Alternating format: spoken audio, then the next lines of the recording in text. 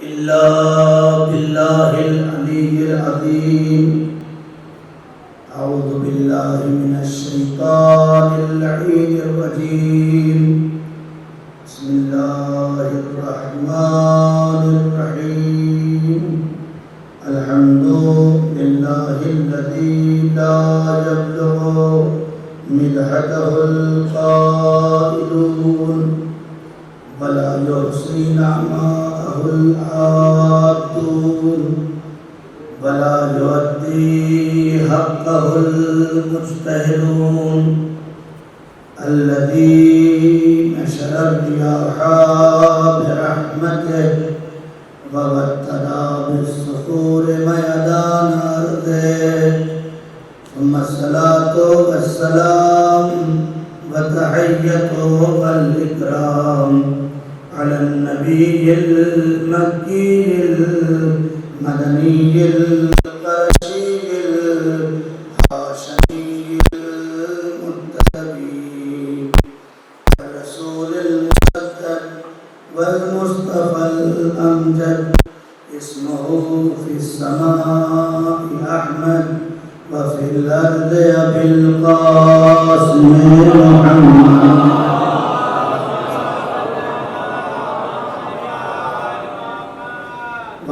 الطيبين الطاهرين المعصومين المظلومين الذين ذهب الله عنهم الرجس وطهرهم تطهيرا.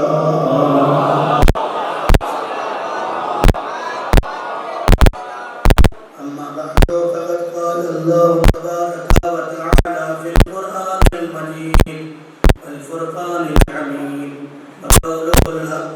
بسم الله الرحمن الرحيم.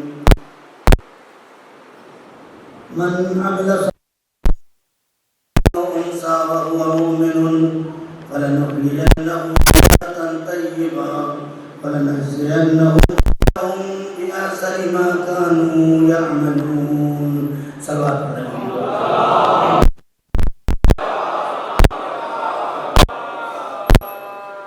ایک اور بلند ترین صلوات.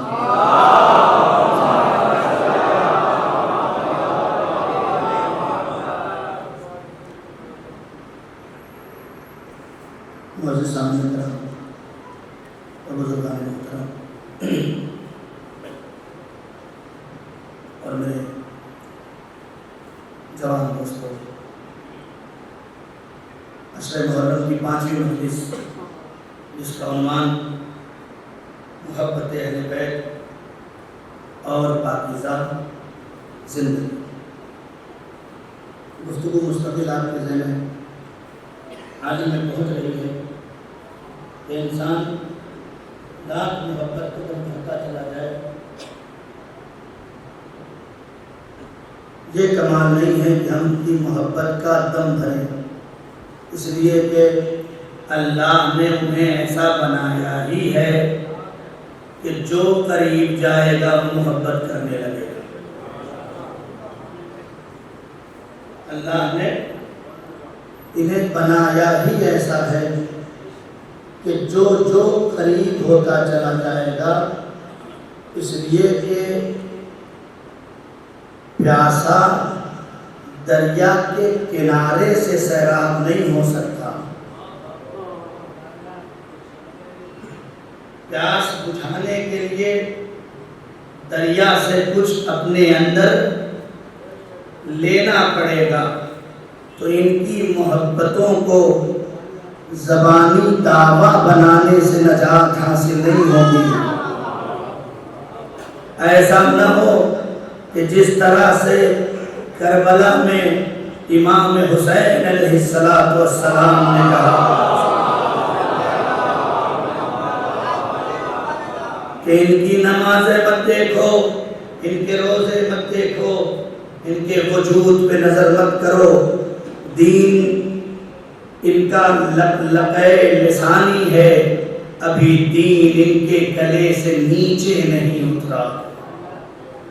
یہ جملے نہیں ہیں امام حسین کے، یہ امام حسین علیہ السلام نے آخری امام تک پہنچنے کے لیے اپنے کردار کو چیک کرنے کا ایک فارمولہ بتایا ہے کہ یاد رکھنا ایسا نہ ہو کہ تم علی علی کے نعرے لگاتے رہنا، تم یا حسین کہتے رہنا، لیکن دین تمہارے گلے میں اٹکا ہو۔ اب بھی تم دین کے معاملے میں یہ کہو میرا دل نہیں چاہتا، میں یہ کیسے کروں؟ کل کی گفتگو یہاں تک پہنچی تھی، جس وجود میں دین گلے سے اتر جاتا ہے وہ اپنے مال کو اپنا مال نہیں سمجھتا، وہ اپنی اولاد کو اپنی اولاد نہیں سمجھتا، وہ اپنی جائیداد کو اپنی جائیداد نہیں سمجھتا، وہ بس یہی سمجھتا ہے یہ مال میرا مال نہیں ہے، یہ اولاد میری اولاد نہیں ہے، یہ ملکیت میری ملکیت نہیں ہے، یہ جائیداد میری جائیداد نہیں ہے، یہ منصب میرا منصب نہیں ہے، یہ تو خدا نے عطا کر دیا ہے، یہ اس کا کرم ہے کہ گھر اس کا ہے لیکن میرا کہلاتا ہے، یہ اس کا کرم ہے کہ گھر اس کا ہے لیکن میرا کہلاتا ہے، بیٹے دیے ہوئے اس کے ہیں لیکن میرے کہلاتے ہیں، جائیداد دی ہوئی اس کی ہے لیکن میری کہلاتی ہے۔ اگر واقعاً آپ کی ملکیت ہوتی اور خدا کا کچھ نہ ہوتا تو آپ خدا کا حق نہ دینے کے بعد مالک کہلاتے، غاصب نہ کہلاتے۔ جائیے 73 فرقوں کے تمام علماء سے پوچھ لیجئے کہ اگر کوئی زکوٰۃ نہ دے تو خدا کے حق کا مجرم ہے یا نہیں؟ ہے یا نہیں؟ ہے نا؟ تو اس کا مطلب جو کچھ تمہارے پاس ہے وہ تمہارا نہیں ہے، کس کا ہے؟ خدا کا ہے۔ یہ ذہنوں، وجود و دل و دماغ و ادراک کو فکر میں بٹھا لو۔ جب گھر کے، ہماری زبان میں بزرگ کہا جاتا ہے، دوسری جگہوں پہ مکھیا کہا جاتا ہے، جب گھر کے بڑے کے دماغ میں یہ بات اتر جائے گی کہ یہ جو کچھ میرے پاس ہے میرا نہیں ہے بلکہ یہ خدا کا ہے، تو وہ اپنے بچوں کی تربیت دنیا والوں کے حساب سے نہیں کرے گا۔ ایک توجہ کرے میرے ہندو، اب اس کی تربیت کرنے کا انداز بدل جائے گا۔ میرا بچہ اسکول میں جا رہا ہے تو اس کے اندر دنیاوی رنگ میں رنگائی ہو رہی ہے یا الہی رنگ میں رنگائی ہو رہی ہے؟ میرا بچہ ٹی وی دیکھ رہا ہے تو اس کے دیکھنے کا انداز الوہیت کے رنگ میں رنگ رہا ہے یا دنیاوی رنگ میں رنگ رہا ہے؟ یہ تربیتی نظام اور سسٹم تبدیل ہوتے چلے جائیں گے، لیکن شرط یہ ہے کہ پہلے ہماری میموری میں یہ بات آ جائے کہ یہ جو مال میرا ہے یہ میرا نہیں ہے، کس کا ہے؟ کس کا ہے؟ خدا کا ہے۔ خدا کی قسم یہ جملے بہت لوگوں کو اس لیے کہہ رہا ہوں کہ جس دن تم نے سچے دل سے اپنے مال کو خدا کا مال سمجھ لیا تو کسی مومن کا لوٹو گے نہیں، لٹاؤ گے۔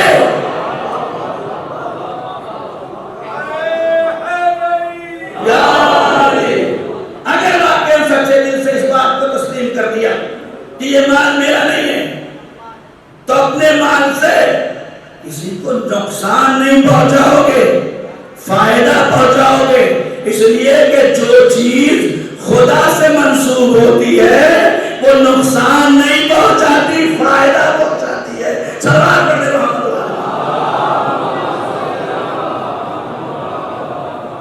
یہ مال کا بنانا ہے، مال کا بنانا، مال کی تربیت کرو، یہ نہیں کہ جو آیا سب رکھ لو۔ مر جاؤ گے تو وارث کھڑے ہوں گے. آپ کا کچھ نہیں ہے. اگر آپ کا اپنا ہوتا تو بٹتا نہیں.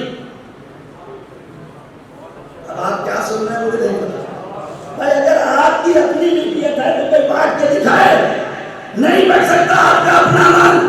آپ کے پاس ہے, آپ ضامن ہیں, مالک نہیں ہے. آپ کے پاس ہے, آپ ضامن ہیں, مالک نہیں ہے. اور آپ کو اختیار بھی نہیں کہ سارا مال کسی کو بھی دے کے چلے جاؤ. شریعت نے پہرا دکھایا ہے, چاہے جیسے کمایا اکٹھا کر لیا, آنکھ بند ہوئی تو اب تقسیم ہوگا, حصہ بٹا ہوا ہے. تم نے بانٹا نہیں, جس کا تھا اس نے بانٹا. جس کا تھا اس نے بانٹا. اس نے کہا بیٹے کا اتنا حصہ, بیٹیوں کا اتنا حصہ, بیوی کا اتنا حصہ. اگر تمہارا ہوتا تو سب کسی ایک کو دے کے چلے جاتے, ہے نا. لیکن نہیں, تمہارا نہیں ہے, تمہارا اختیار بھی نہیں ہے. بس اختیار اس وقت تک ہے جب تک اللہ نے تمہیں آزاد چھوڑا. اللہ اکبر. اس وقت تک تمہارے ہاتھوں میں یہ مال اختیار کی صورت میں ہے. تم اس مال سے کسی مومن کے سر کو جھکا دو یا کسی جھکے ہوئے مومن کے سر کو اٹھا دو. کسی بھی بیوہ اور یتیم کو بھوکا رہنے پر مجبور کر دو, یا یتیم اور بیوہ کی زندگی کو روشنی عطا کر دو. یہ تمہیں آزاد چھوڑ دیا گیا ہے. جاؤ کماؤ لے جاؤ. یہ مال کی صورت ہے. تمہارا مال کتنا بھی ہو جائے اتنا پاکیزہ نہیں ہو سکتا جتنا خدیجہ کا مال ہے. سلوات پڑھے محمد علیہ محمد.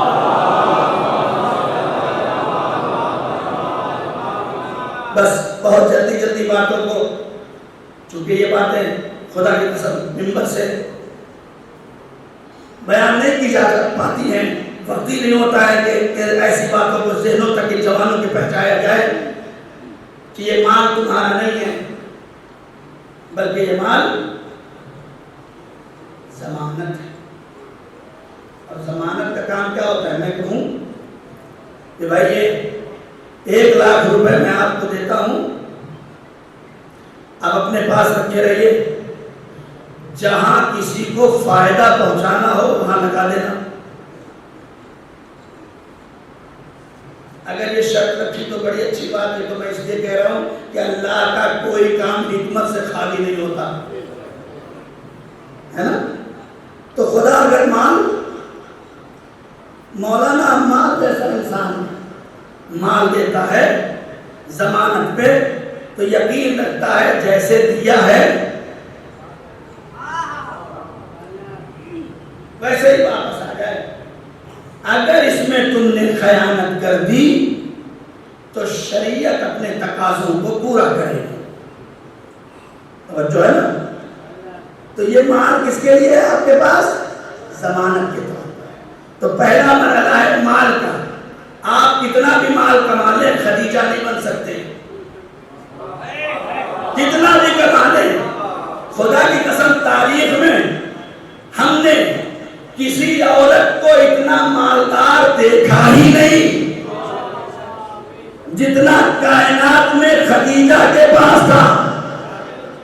کل میری گفتگو اگر ذہنوں میں ہو تو بتا دوں, رکھ دے دوں تھوڑا سا یہاں پہ. نبی کے لیے کتابوں میں کیا لکھا؟ ان پڑھ تھے, کام کیا کرتے تھے؟ بکریاں چراتے تھے. مال کتنا ہے؟ یتیم ہے, فقیر ہیں. ارے بھیا جب ایسے تھے تو ہر بڑا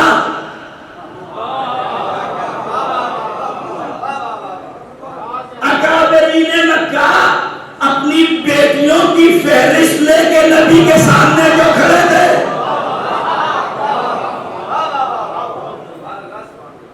دو ہی دروازے پہ رشتے نظر آئے. بہت توجہ میرے دلوں, پورے مکے اور پورے مدینے میں تاریخ اسلام میں اتنے رشتے کسی دروازے پہ نظر نہیں آئے. دو ہی دروازے پہ نظر آئے, یا پیغمبر کے دروازے پہ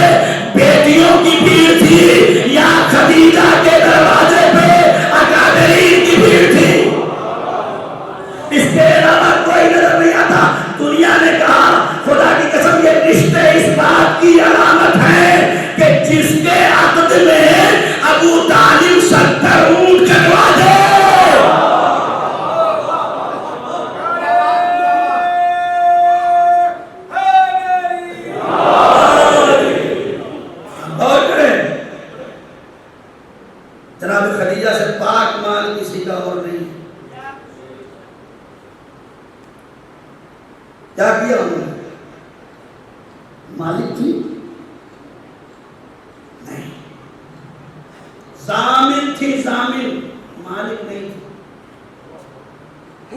جب پہلا سفر شام کا نبی کریم کی تجارت کے ساتھ ہوا ہے اور جب واپس آئے ہیں تو تجارت میں سے جو فائدہ ہوا، ابھی خمس کا حکم آیا نہیں ہے، ابھی خمس کا حکم آیا نہیں ہے۔ جائیے تاریخوں کا مطالعہ کیجیے، 5واں حصہ خدیجہ نے تشت میں رکھا۔ 5واں حصہ ہمارے گھروں کا 5واں حصہ نہیں کہ مٹھی میں آ جائے، یہ خدیجہ کے مال کا 5واں حصہ جو تجارت سے واپس آنے کے بعد 21 تشت میں ورقہ ابن نوفل کی ہمراہی میں پیغمبر گرامی کی خدمت میں، ابو طالب کی خدمت میں بھیجا اور کہا کہ یہ ہماری طرف سے ادنا سا تحفہ ہے، اسے رکھ لیجیے۔ بات نہیں پہنچی میرے عزیزو، یہ ہماری طرف سے ادنا سا تحفہ ہے، رکھ لیجیے۔ یہ ابو طالب ہیں، ہمارے جیسے مولانا نہیں جو آ رہا ہے آنے دو۔ نہیں، سوال کر دیا ورقہ، یہ تحفہ کس بات کا ہے، کیوں لے کے آئے؟ آج تک تو ایسا تحفہ نہیں لائے۔ ابو طالب وہ آپ کا بھتیجا ہے نا، اس بار جو قافلے کے ساتھ گیا تو اتنا فائدہ ہوا کہ اب تک سفر تجارت میں اتنا فائدہ نہیں ہوا تھا۔ تو یہ کیا ہے؟ کہا یہ جو کمائی ہوئی، بچت ہوئی سال سفر سے، اس کا کچھ حصہ نکال کے آپ کی خدمت میں پیش کیا ہے، تو میں کیا کروں؟ کہا یہ تحفہ ہے، رکھ لیجیے، کام آئے گا۔ ابو طالب نے آواز دیا کہ مال کی بچت سے آنے والے پیسے کو ابو طالب کی میتیت نہیں کہتے، ابو طالب کی ضمانت کہتے ہیں۔ کیا کرو؟ ابو طالب نے کہا یہ تشت کو اٹھاؤ اور دیکھو کون کون غریب ہے، کون کون ضرورت مند ہے، اس میں تقسیم کرو۔ اسلام ایسے کہتا ہے، خدا کی قسم اگر اہل بیت کا وجود نہ ہوتا تو دنیا پہچان ہی نہیں پاتی کہ لوٹنے والے کون ہیں، لٹانے والے کون ہیں۔ یہ اس دروازے کا کمال ہے۔ تو پہلا مرحلہ ہے مال، اتنا پاکیزہ تھا جناب خدیجہ کا مال۔ سنیں گے، اپنے مال کو پاک بناؤ، پاک بنائے مال کو۔ مال رکھنا بہت آسان ہے، حساب دینا بہت مشکل ہے۔ جنگ خیبر کے بعد لوگوں میں مال غنیمت تقسیم ہوا، سب نے اپنا اپنا حصہ لیا، مولا کو بھی حصہ ملا۔ ایک دن ایسا آیا کہ پیغمبر نے کہا یہ لوہا یا جو بھی اس وقت گرم دھوپ میں تپتا ہوا یا آگ پہ تپتا ہوا، یہ نہیں پتا ہے کہ کس چیز سے وہ تپ رہا تھا۔ روایت میں اس کی تشریح نہیں ہے، جو مجھے میں نے دیکھا، ہو سکتا ہے کسی نے دیکھا ہو، لیکن یہ ہے کہ تپتے ہوئے لوہے پر پیغمبر نے کہا آؤ لائن سے کھڑے ہو جاؤ، جس کو جتنا جتنا ملا ہے سب حساب دیں۔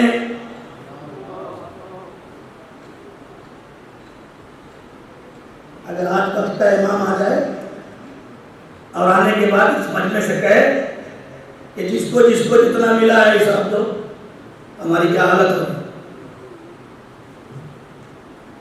کیا حالت ہوگی؟ اس لیے کہ مولانا مال تو جانتے نہیں ہیں کہاں چھپا کے رکھا ہے۔ اور خبز نہیں نکالا ہے، لیکن مولا تو جانتے ہیں کہ نہیں جانتے؟ مولا جانتے ہیں، مولا کی نگاہیں اتنی مضبوط ہے، مولا کی کیا، جس کے پہلے کی تلوار کی نگاہیں 70 نسلوں کو دیکھ کے چلتی ہو، تو اس کے آخری کی اصلی آنکھیں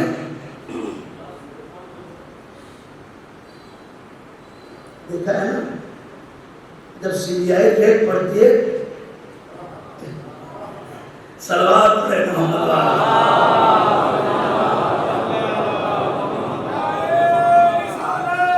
یا رسول اللہ یا علی لبیک یا زہرا لبیک یا زہرا لبیک یا حسین لبیک یا حسین لبیک یا عباس لبیک یا عباس یا اللہ صلی اللہ علیہ وسلم زندہ سلام خوش۔ تو پہلا مرحلہ، چونکہ آج کی مجلس کا پہلا حصہ یہ تھا میرا جو آپ کی خدمت میں عرض کیا کہ کوشش کریں اپنے مان کو پاک، ایسا نہ ہو کہ جس طرف سے آ رہا ہے آنے دو، جیسے آ رہا ہے آنے دو، ہے نا؟ آنے سے پہلے رکو، سوچو، آ رہا ہے تو آنے دو نہیں، بلکہ اس سے روک کے پوچھو کہ بھائی تو حلال آ رہا ہے؟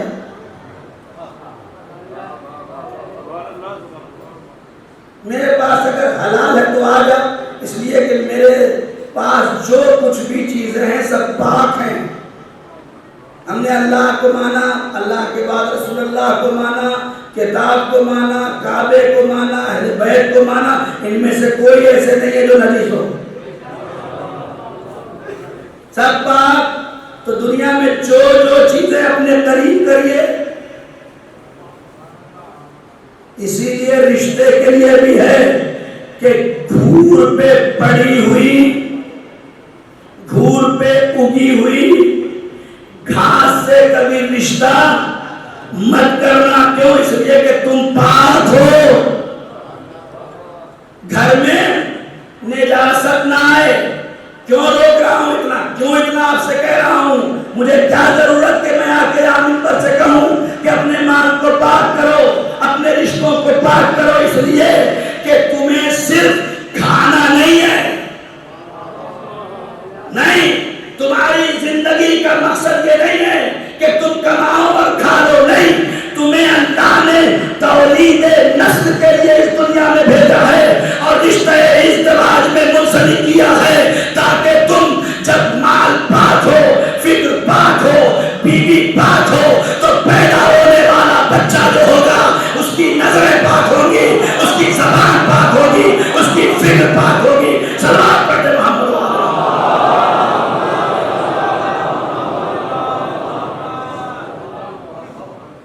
تھوڑا تھوڑا اگر سمٹ سکتے ہو سمٹ جائیں، اشارہ ہو رہا ہے، پیچھے مجمع فل ہو چکا ہے، کہو صلوات پڑھتے محمد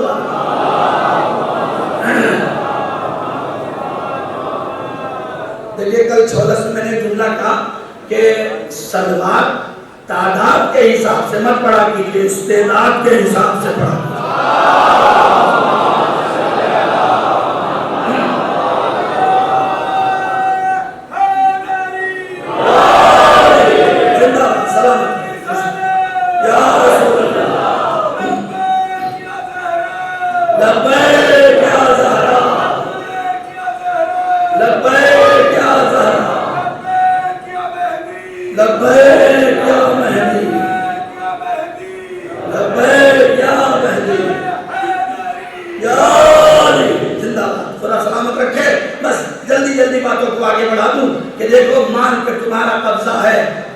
تمہارا نہیں، اسی طرح اولاد پہ تمہارا قبضہ ہے، تمہاری نہیں ہے۔ جتنی بھی چیزیں اپنی زندگی میں رکھ لو وہ سب تمہاری نہیں، یہ عقیدہ ہے۔ کل کی بات آج لا کے عقیدہ کو مکمل کیا. سب سے بڑے جس کا نام دنیا میں جو سب سے بڑا وہ کون؟ بولیے. اللہ. سب سے بڑا اللہ. اللہ سے بڑا کوئی نہیں. کسی کو بھی تم خدا تک نہ پہنچاؤ, الوہیت سے مت ملاؤ. یہ لم یلد ہے ولم یولد ہے, اللہ الصمد ہے.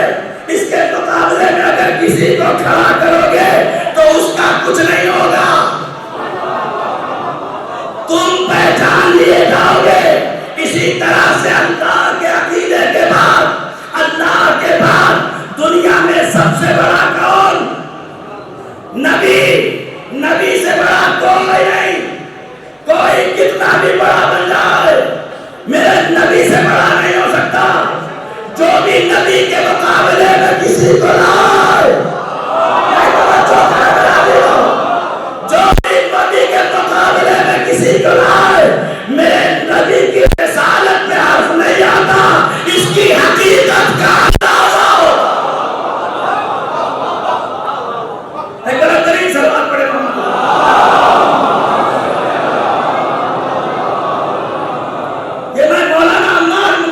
پنجابی کے ممبر سے مولانا عمار کے جملے نہیں ہیں. یہ قرآن کی آیات کی تفسیر ہے جو 73 فرقوں نے اپنی الگ الگ کتابوں میں لکھا کہ سب سے بڑے عقیدے کا نام اللہ. اللہ کے مقابلے میں جتنے خدا سب جھوٹے. اللہ کے مقابلے میں جتنے خدا سب جھوٹے. یہ نہیں ہو سکتا آپ میں اللہ کو بھی مانتا ہوں اور 360 کو بھی مان لوں. نبی نے کہا نہیں, پہلے کہو لا الہ. ارے میرے دلوں گفتگو سے قرآنی عقیدہ یہ ہے, قرآنی عقیدہ یہی ہے بس. اس کے علاوہ کوئی عقیدہ قرآنی نہیں ہے, سب فاسد. جو قرآن کا عقیدہ وہ نبی کا عقیدہ, جو نبی کا عقیدہ وہ اہل بیت کا عقیدہ. یہ تسلسل ہے. قرآن عقیدہ سنیں. سب سے بڑے کا نام اللہ. اللہ سے بڑا کوئی نہیں. اللہ کے مقابلے میں جسے ملاؤ گے وہ ذلیل ہو جائے گا, وہ خوار ہو جائے گا, وہ پہچانا جائے گا. اس لیے کہ لائق میں عبادت بس ہو. اس سے بڑا کوئی نہیں. اس کے بعد دوسرا عقیدہ رسول کا عقیدہ. ان سے بڑا کوئی نہیں. پنجتن کو سب کچھ مانو, نبی کے مقابلے میں مت لانا. بیدار ہو کے سنیے گا. سب کچھ مانو, امام کو امام مانو, نبی کو نبی مانو. نبی کو امام سے مت بڑھاؤ, امام کو نبی سے مت بڑھاؤ. یہ الگ الگ مراحل ہے, کوئی ایک الگ تفصیلی موضوع میں آ نہیں جاتا کہ امامت کے درجات الگ الگ ہیں. یہ الگ بات ہے.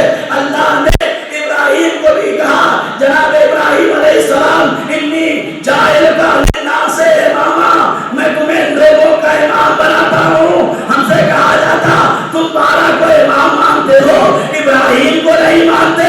ہم نے کہا آیت نے ناس کی شرط لگا دی, ہم کیا کریں؟ آیت نے لوگوں کی شرط لگا دی.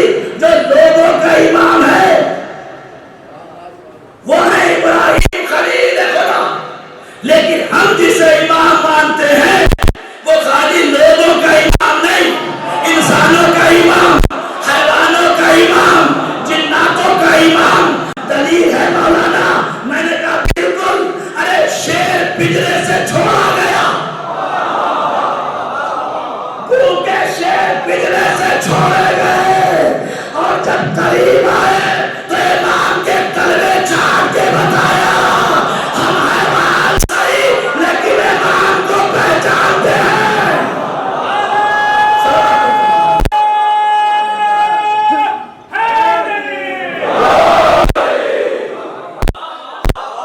ہم امام صحیح, ہم حیوان صحیح لیکن امام کو پہچانتے ہیں. بھوک لگی ہو تو اتنا ہوش نہیں کھو جاتے کہ کسے کھانا ہے کسے نہیں کھانا. اللہ اکبر. ہمیں ہوش نہیں کھوتے. تو نبی دوسرے درجے پر, ان سے بڑا کوئی نہیں. ان کے مقابلے میں جو آیا سب جھوٹے نبی کہلائے. جا کے دیکھیے 73 فرقوں کتابوں میں لکھا ہے. مسیلمہ کذاب اپنے آپ کو نبوت کا دعویٰ کرنے والا. ایسے لوگوں کو اللہ بھی ظاہر کروا دیتا ہے کہ جھوٹا ہے. ہمارے اماموں کا کمال یہ تھا کہ لعاب دہن اگر, ہمارے نبی کا بھی کمال, لعاب دہن اگر سوکھے کنویں میں ڈال دے تو پانی ابلنے لگتا تھا. مسلمہ نے کہا میں بھی نبی. کچھ سسٹم بنایا رہا ہوگا بیچارہ, ایسے تھوڑی آ جاتا. صلوات پڑھ دے محمد ہے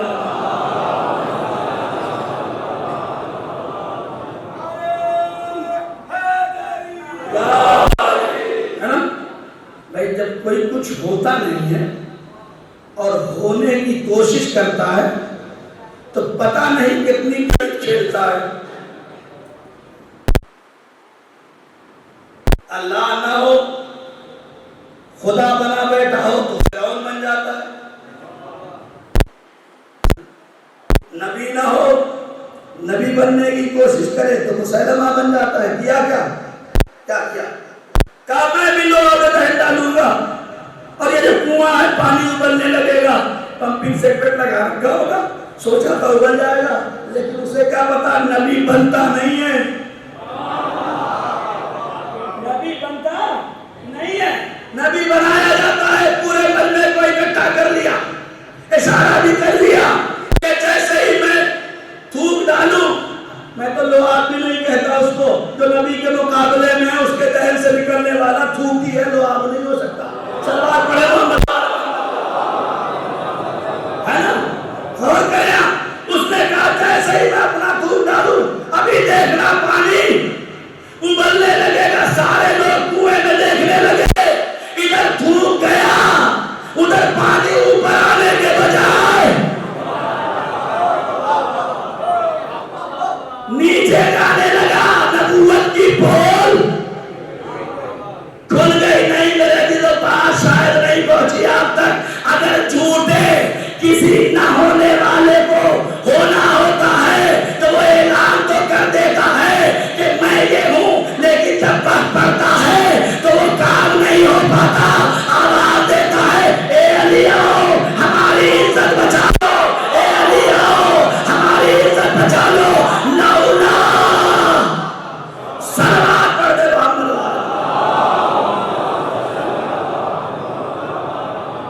بس عقیدہ پورا کر کے قرآن عقیدہ ہے. اللہ کو اللہ مانو, اللہ کے مقابلے میں کسی اور کو مانو. اللہ کے بعد نبی کو سب سے بڑا مانو, نبی کے مقابلے میں کسی کو نہ لاؤ. جسے اللہ نبی کہے بس اسی کو نبی مانو. نبی بناؤ نہیں, نبی مانو. نبی کے بعد ہے قرآن مجید کی آیتوں سے تیسرا عقیدہ اہل بیت کا عقیدہ.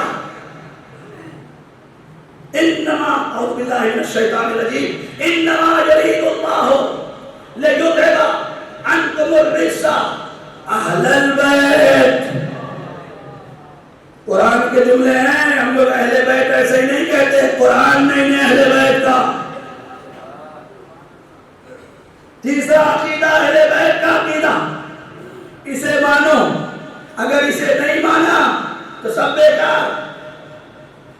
ہاں, میں اپنی طرف سے نہیں کہہ رہا ہوں. اگر میں اپنی طرف سے کہوں تو میری زبان کاٹ لیا. اللہ نے کہا میرے حبیب جاتے جاتے رکو, ابھی دین کامل نہیں ہوا. نماز تو پہنچا دیا, سب نمازیں پڑھ رہے ہیں, لیکن دین مکمل نہیں.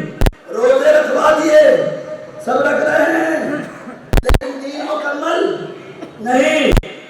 حج کروا دیا, خانہ کعبہ کا طواف, دین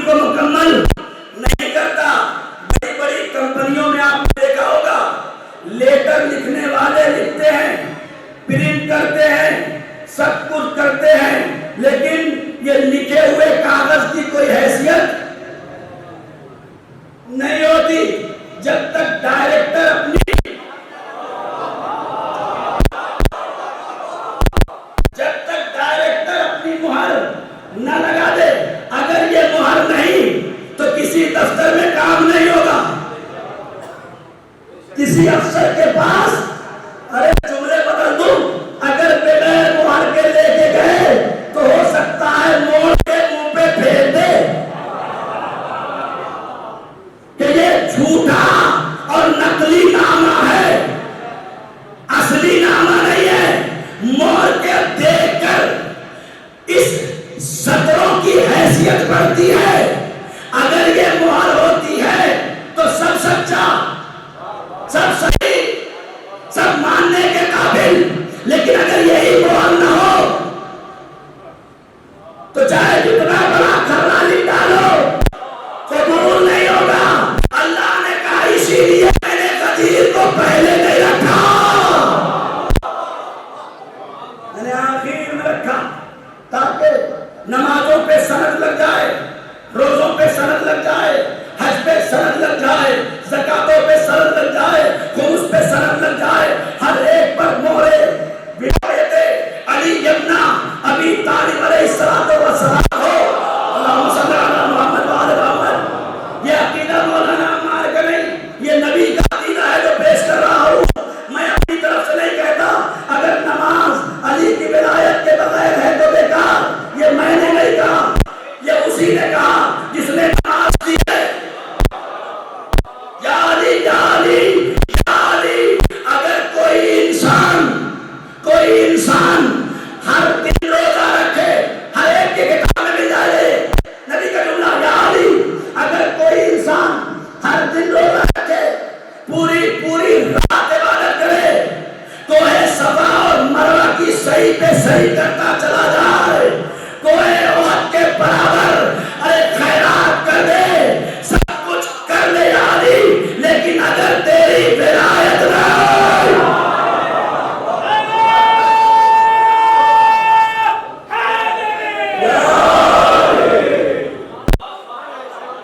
سب کچھ کر لے یا علی، اگر تیری ولایت نہیں تو سب بیکار۔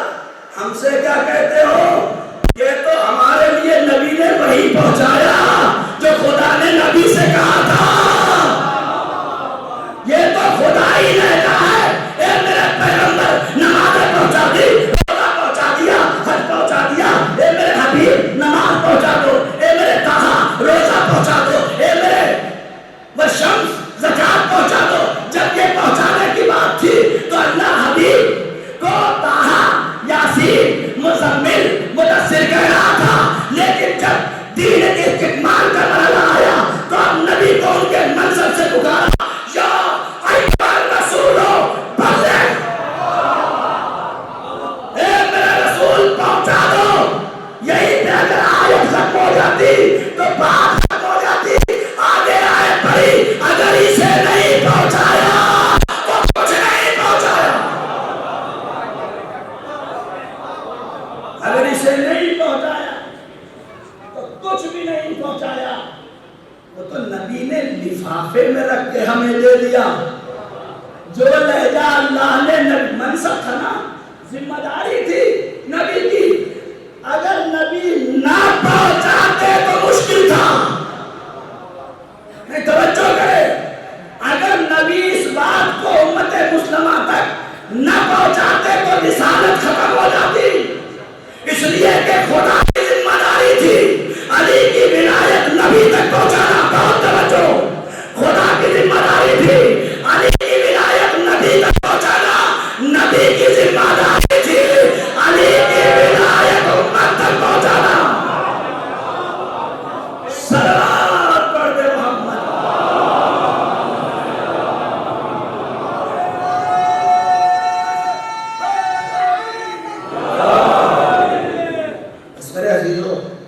یہ نبی کی ذمہ داری تھی کہ اہل بیت کو دنیا تک پہنچائے، امت تک پہنچائے۔ مشکل ہماری ہے کہ ہم نے نبی کی دی ہوئی ذمہ داریوں کا اقرار نہیں کیا، تو ہمیں تسلیم کرنا تھا اسے چھوڑ دیا، جسے چھوڑنا تھا اسے تسلیم کر۔ یہ ہماری مشکل ہے، ورنہ شاعر کو یہ نہ کہنا پڑتا کہ مال اسلام نے بانٹا تو چلی بھیڑ کی بھیڑ، مال اسلام نے بانٹا تو چلی بھیڑ کی بھیڑ، خون اسلام نے مانگا.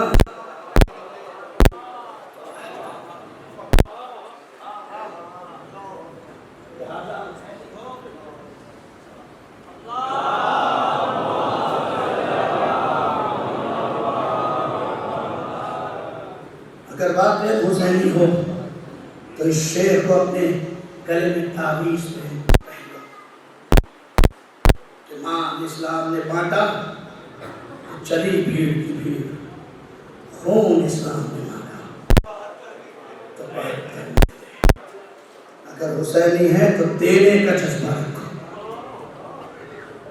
لینے کا جذبہ نہیں، دینے کا جذبہ رکھو. اب وہ دین کے لیے مال دینا ہو تو کلیجہ چاہے جتنا اچھلے اسے دبا دو، دبا دو، اس لیے کہ آج اس دنیا میں دباؤ گے تو وہاں اچھلو گے. مال دیتے ہوئے تکلیف ہوتی ہے، لیکن حسین کو نہیں، کربلا والوں کو نہیں. سب کچھ اولاد دینا ہوا. ایک روایت دکھا دیجئے جس میں حسین نے کہا یہ میرا بیٹا ہے، میں کیسے دوں؟ ایک روایت دکھا دیجئے، کسی کا جوان بیٹا اگر ہو، یہ جذبہ آئے کہاں دنیا. میری ماں اور بہنوں، اپنے آپ کو رباب کی کنیز کہلاؤ، ام لیلہ کا جگر اپنے کلیجوں میں پیدا کرو. لیلہ نے ایک بار بھی نہیں کہا میرے آقا حسین میرا اکبر مر جائے گا. جب بھی صدا آئی بس ایک آئی، کڑیل جوان بیٹے کی ماں کہتی ہے میرے حسین ایک اکبر کا اللہ نے اگر 70 اکبر دیے ہوتے تو میں لیلہ دین پہ قربان کر دیتی. جناب زینب کا مرثیہ آپ نے کبھی سنا ہے؟ نہیں سنا.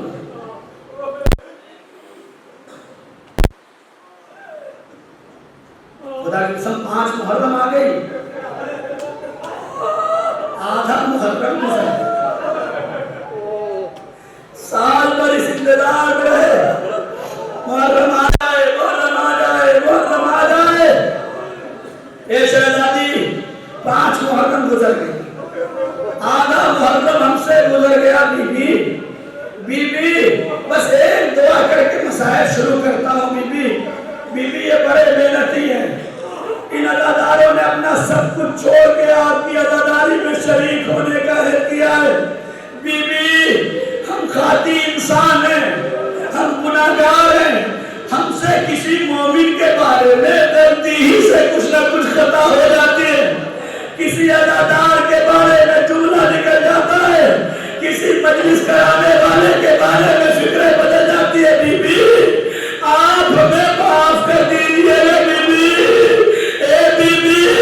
اگر ہم سے کوئی خطا ہو جائے تو آپ سے بڑا کوئی معاف کرنے والا نہیں. ہاں دادا رو رو رو، اس لیے کہ کوئی روئے یا نہ روئے، ایک شکستہ پہلو ماں اپنے لال پہ گریا کرنے آ جاتی ہے. ہاں جی رو، بس جلدی جلدی مسائل ختم کر دوں. آج زینب کے 2 چھوٹے چھوٹے بچوں کا مسائل پڑھا تھا.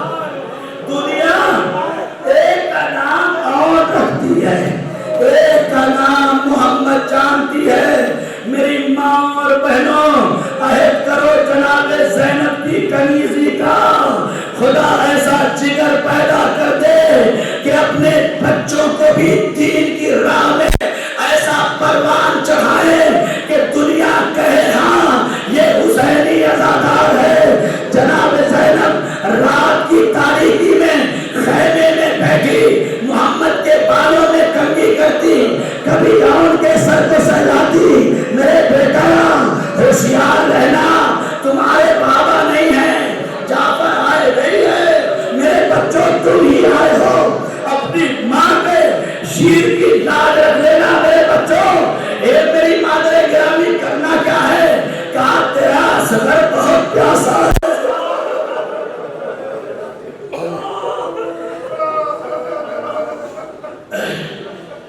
اے بچوں ننھا اصغر بہت پیاسا ہے، کل ماموں پہ جان بھی دینا ہے، صبح نمودار ہوئی، پوری رات کا مرحلہ الگ ہے، میں ادھر نہیں جانا چاہتا۔ صبح نمودار ہوئی، حسین نے کیا دیکھا کہ دو چھوٹے چھوٹے بچے ماں نے تیار کر کے بھیجے ہیں۔ حسین نے ایک کو انسانوں پہ بٹھایا، دوسرے کو انسانوں پہ بٹھایا، بچے کھڑے ہو گئے، اے ماموں جان ہم بیٹھنے نہیں آئے ہیں، ہم بیٹھنے نہیں آئے ہیں، ماموں ہمیں اجازت دے دیجئے۔ ارے میں کیسے اجازت دے دوں، تم میری زینب کے بچے ہو، تم میری بہن زینب کے بیٹے ہو، اے ماموں، ارے ہماری ماں زینب نے ہی ہمیں تیار کر کے بھیجا، ہماری ماں زینب نے تیار کر کے بھیجا۔ ارے بچوں کو پہلی مرتبہ اجازت نہیں ملی، ارے ارباب مقاتل لکھتے ہیں بچے دوڑے ہوئے گئے، ماں کے زانوؤں پہ سر رکھ کے رونے لگے، اللہ آپ نے ہمیں بھیجا، لیکن ماموں اجازت نہیں دیتے۔ زینب نے ان کا ہاتھ پکڑا، محمد کا ہاتھ پکڑا، اے میرے بھائی، ارے اسے قربانی کے لیے قبول کر لو۔ آواز دی زینب مجھے شرم آتی ہے، ان کا بابا یہاں موجود نہیں ہے، کہیں ایسا نہ ہو کل کو جعفر تمہیں روک کے پوچھ لے زینب کے بچے دیے تھے کہاں گئے؟ ارے تڑپ کے زینب کہتی ہے میرے بھیا، ارے یہ جعفر ہی نے حوالے کیے ہیں۔ رو رو ماتم کرو، آج کی اور باتیں ہیں، سنو زینب کا کمال، زینب کا جذبہ۔ بچے میدان میں گئے، اور گئے، محمد بھی گئے، جنگ کرتے کرتے نہر فرات کے قریب پہنچ گئے، پیاسے بچے، چھوٹے بھائی نے کہا تھوڑا سا پانی لے لے،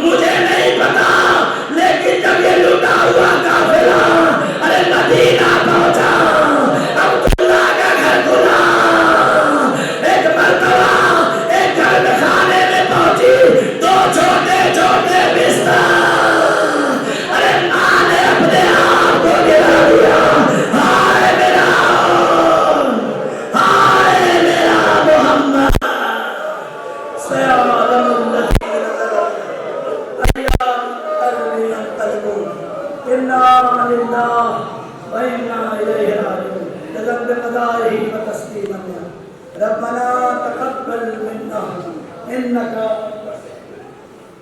پروردگار محمد و آل محمد کا اس مجلس حسین کا واسطہ عزاداران امام حسین کا واسطہ مادر حسین کا واسطہ وارث امام زمانہ کے ظہور میں کاٹ ہمیں ان کے اعوان میں شمار اے میرے اللہ تو میرا حقیقی رب ہے تجھے محمد و آل محمد کا واسطہ ہمیں اپنے مال اپنی اولاد کو پاک و پاکیزہ بنانے کی توفیق میرے اللہ تجھے محمد و آل محمد کا واسطہ ہم بڑے گناہگار ہیں تیری بارگاہ میں دست دعا بلند کیے ہم سب کی گناہان کبیرہ اور صغیرہ کو دامن عفو میں جھکائے نہ